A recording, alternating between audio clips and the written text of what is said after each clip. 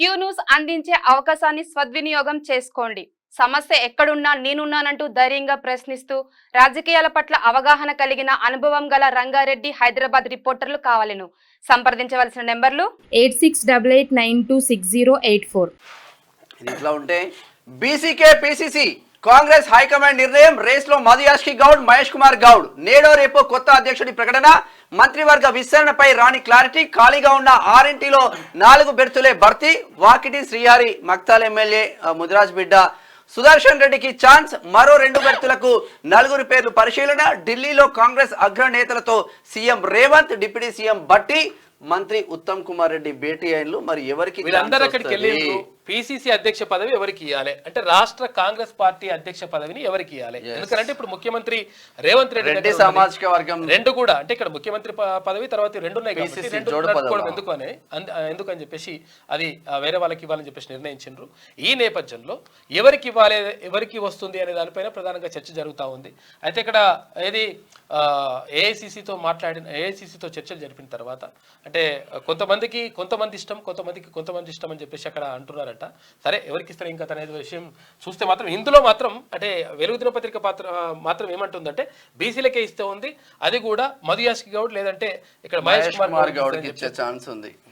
BC వర్గానికే PCC chief పదవి ఇవ్వాలని Congress high command నిర్ణయించింది. దీనిపై 2 రోజుల్లో అధికారికంగా ప్రకటించే అవకాశం ఉంది.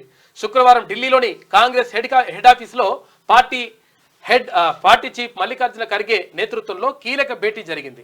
ఇందులో పార్టీ అగ్రనేత Rahul Gandhi, national general secretary KC Venugopal, state incharge Deepa Das Munshi, CM Revanth Reddy, deputy CM Bhatti Vikramarka, మంత్రి ఉత్తమ్ కుమార్ రెడ్డి పాల్గొన్నారు.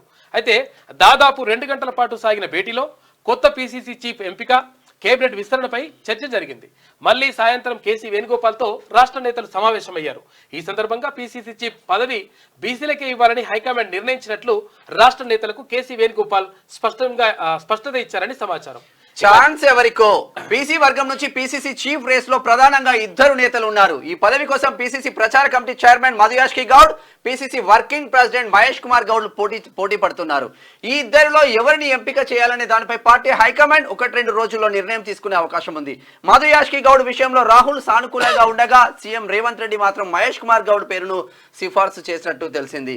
ఇక భట్టి, ఉత్తమ్ ఎవరి వైపు మొగ్గు చూపారనేది క్లారిటీ లేకుండా మధుయాష్కి గౌడ్, మహేష్ కుమార్ గౌడ్లలో ఒకరిని పిసిసి చీఫ్ పదవి వరించే అవకాశం ఉందని కాంగ్రెస్ ముఖ్య నేతలు చెప్తా ఉన్నారు. మొత్తం మీద ఇద్దరిట్లలో ఒకరికి వస్తాయని చెప్పేసి అంటున్నారు. చూడాలి మరి ఎవరికి. అయితే మధుయాష్కి గౌడ్ అన్నకు ఏఐసిసి నుంచి సత్సంబంధాలు ఎక్కువగా ఉన్నాయి. రాహుల్ గాంధీతో మంచి ఫ్రెండ్షిప్ ఉంది. ఆ తర్వాత ఇక్కడ రేవంత్ రెడ్డి మాత్రం అంటే ముఖ్యమంత్రి రేవంత్ రెడ్డి మాత్రం ఇక్కడ మహేష్ కుమార్ గౌడ్ కు మొగ్గు చూపుతున్నట్టుగా తెలుస్తా ఉంది. సరే ఏదేమైనప్పటికీ ఎవరికో ఒకరికి అయితే వస్తుంది. లైక్ చేయండి.